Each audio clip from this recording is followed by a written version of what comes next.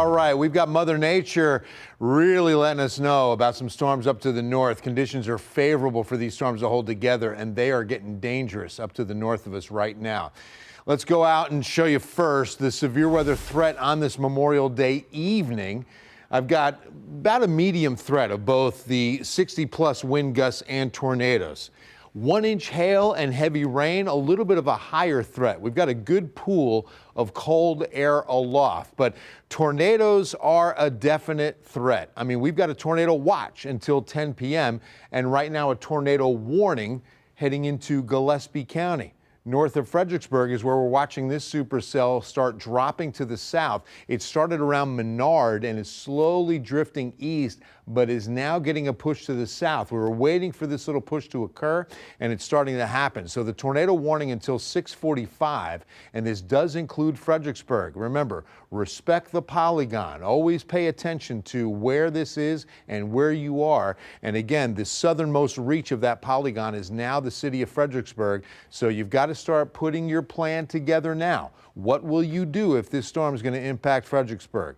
Well, you've got to get to the lowest room, center of that room or floor, and get away from windows. Usually a lower floor bathroom is going to be the safest room if you're in the path of a tornado.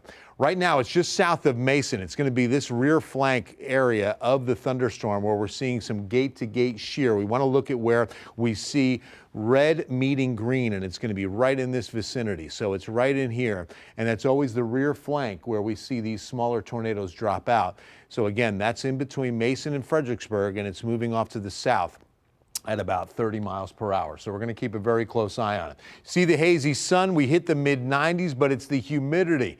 We feel like 101 right now in the city, 104 Seguin. I show you this, 110 at Pearsall to give you an idea that we've got the kind of conditions and ingredients in place for these storms to hold together. So the 10 o'clock radar should look like this with them knocking on the door. We're talking about Canyon Lake, almost Bernie, and then into the midnight hour dropping into the city and could be just as violent as what we're seeing now.